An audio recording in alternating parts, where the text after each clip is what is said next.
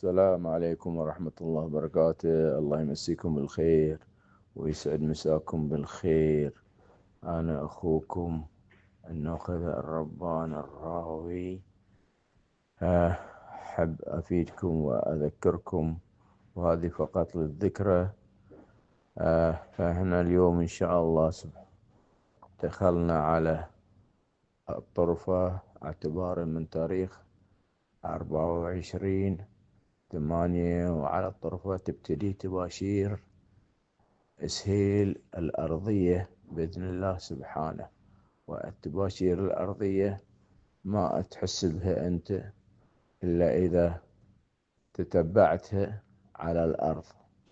تتبع على الأرض أنك أنت تمر ما بين الزرايع وتلاحظ الدلايق الأرضية للسيل، وتلاحظ بنفس الوقت أوراق الشجيرات الصغيرة بدت تدرز، وتلاحظ طيور الإفلة بدأت تتنقل في الزرايع وتظهر إلى الشروق، إلى مدة الشروق تظهر خارج الزرايع، وتعود بعد ما ترتفع الشمس بشيء بسيط.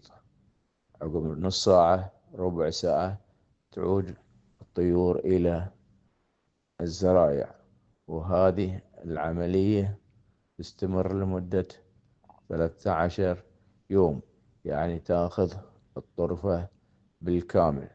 وبتاريخ إن شاء الله 6/9 على الجبهة، والجبهة مدتها 14 يوم. تختلف عن باقي الأدرر والطوالع. الطوالع الباقي على 13 يوم، ولكن الجبهة تأخذ 14 يوم.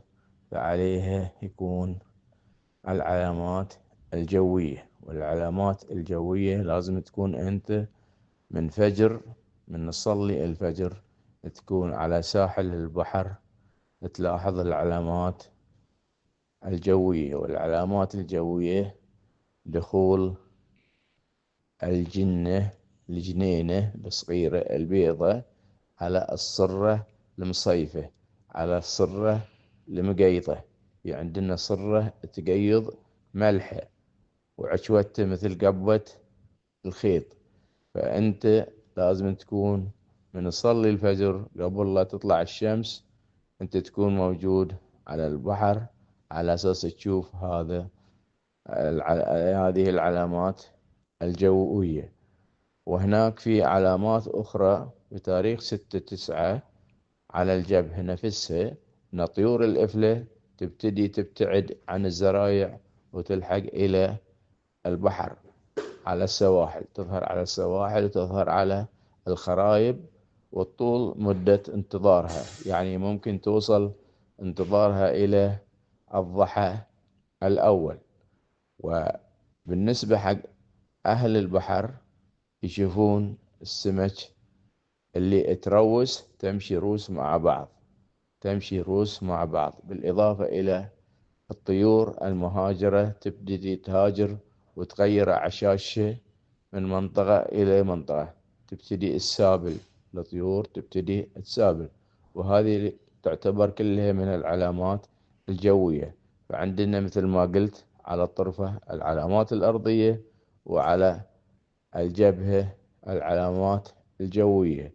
وهذه ما أتم ولا أتحس أنت بهذا التغيير إلا لما تتبع الفطرة وتروح بنفسك شخصيا تحسس هذه الأشياء، تحس بالفطرة وتحس بتغيير وتحس بنجمة إسهيل وتحس بداية إسهيل.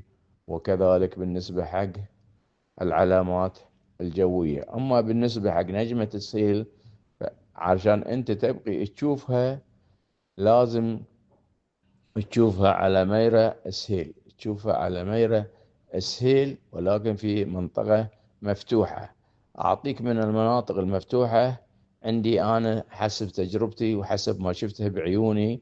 أشوفها على بعد ما تعدى الكوبري مال السعودية البحرين الأول بعد يعصوف، من يعصوف أو قبل يعصوف أو بالنص من الطريق ما بين الكبري الأول إلى جزيرة يعصوف، أقدر أنا أشوف نجمة سهيل من فير قبل لا تظهر الشمس. وتقدر تشوفها أنت بعد وين؟ في الكبري الثاني بعد جزيرة أم النعسان. بعد جزيرة أم النعسان تقدر تشوفها.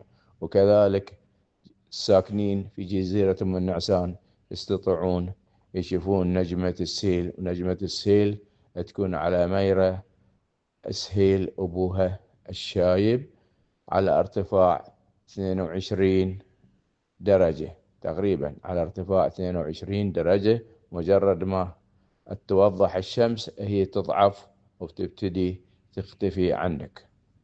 تحياتي، وأتمنى أنكم تتحركون وتشوفون الوضع على الطبيعة وتحسسون الفطرة. والسلام عليكم ورحمة الله وبركاته. سامحوني على الإطالة.